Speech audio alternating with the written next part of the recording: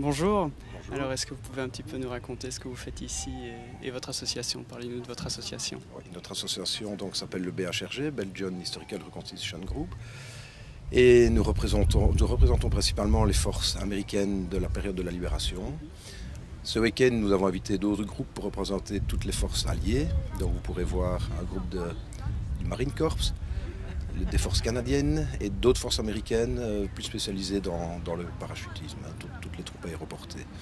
On a représenté aussi un groupe de la résistance locale, qui est fort important pour nous.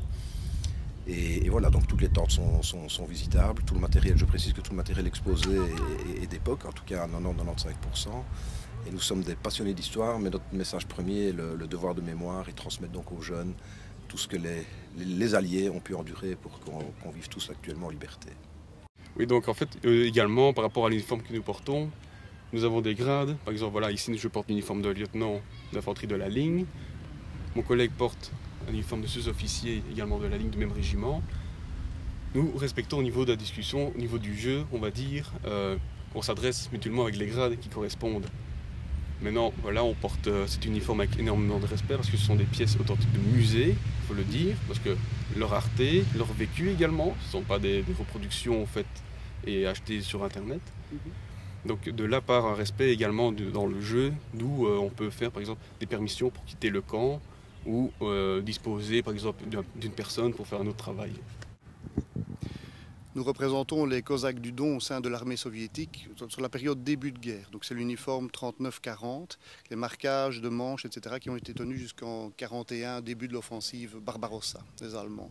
Et nous sommes ici pour représenter l'armée rouge en général, donc pour la Seconde Guerre mondiale, pour pouvoir expliquer que le front de l'Est a attiré les 2/3 de l'armée allemande qui ont été détruits dans les grandes campagnes de ce front.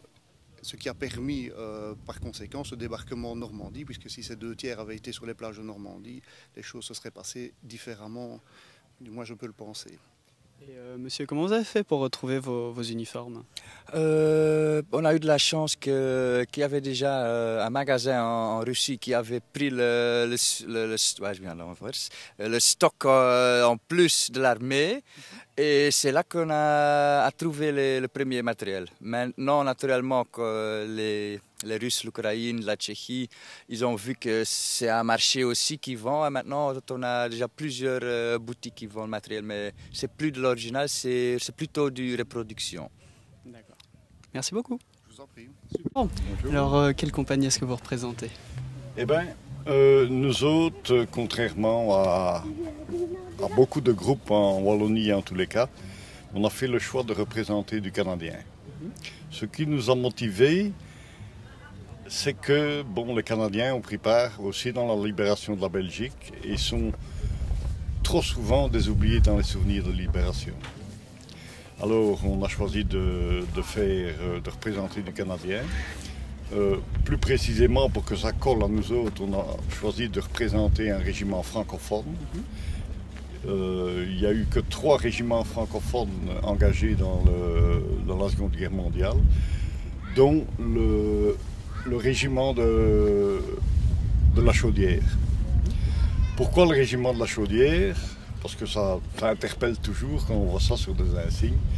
Eh bien, parce que le régiment de la Chaudière a été fondé sur les rives d'une rivière, d'un affluent du fleuve Saint-Laurent, et cette rivière s'appelait la Chaudière. Et voilà, bon. Merci beaucoup.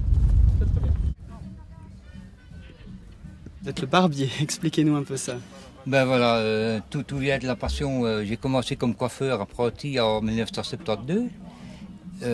Après 2 ans, j'ai dû arrêter. J'ai retravaillé, toujours actuellement, pour l'armée américaine, pour l'ambassade. Et alors ici, j'ai communie les deux en même temps, la passion américaine, la passion du barbier.